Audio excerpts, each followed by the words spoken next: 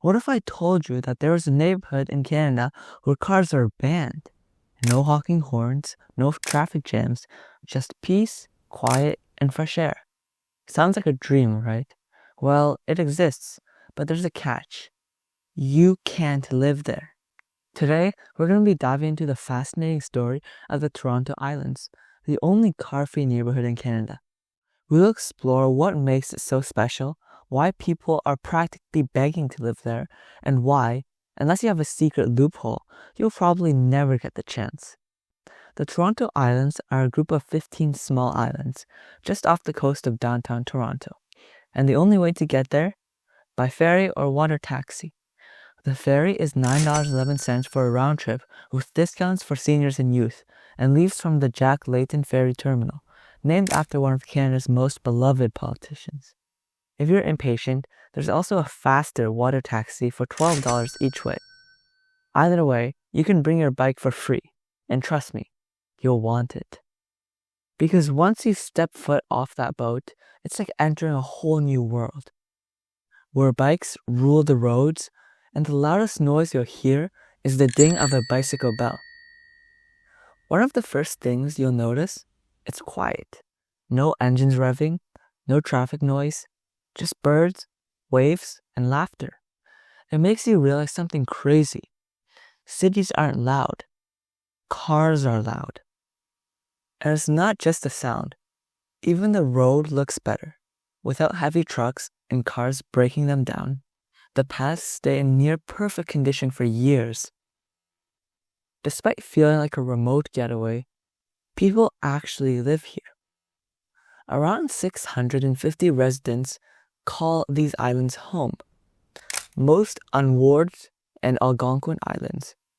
There are no grocery stores, just a couple of restaurants, but there is a school, and yes, it has a cargo bike for transporting kids.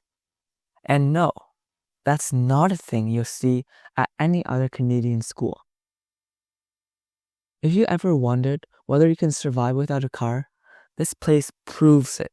People bike, walk, and even use carts to carry groceries and furniture. It's the ultimate example of a human-scale neighborhood. So, if this place sounds like paradise, you're probably wondering, how can I move here? And here's the kicker. You can't. There's a tiny waiting list of 500 people, but it's been full for years. And even if you somehow get on the list, only 1 or maybe 2 homes will sell each year. So you'd be waiting decades.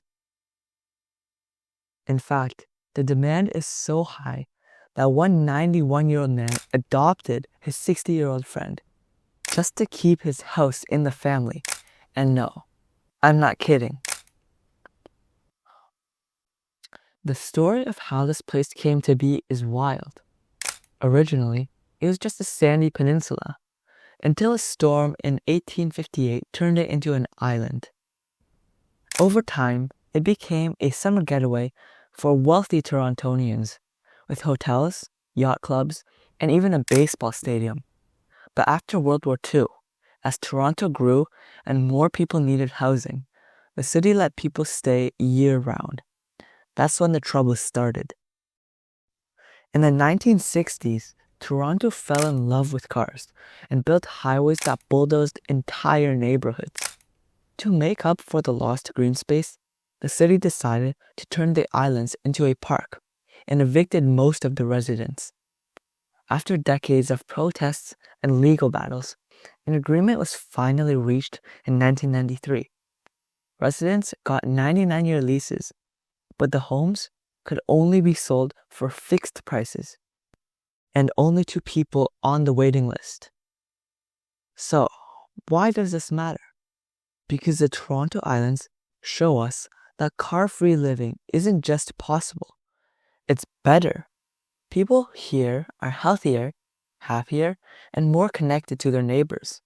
It's a glimpse into what cities could look like if we design them for people instead of cars.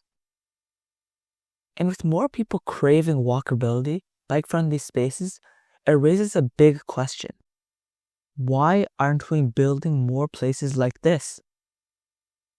The Toronto Islands may be Canada's only car-free neighborhood, but maybe they don't have to be. If there's this much demand for quiet, walkable places, why aren't we building more of them? Let me know what you think. Should we have more car-free neighborhoods like this? Or is it just a pipe dream? Hit that like button, subscribe if you enjoyed this video, and I'll see you in the next one. Thank you for watching Urbanscape Owen.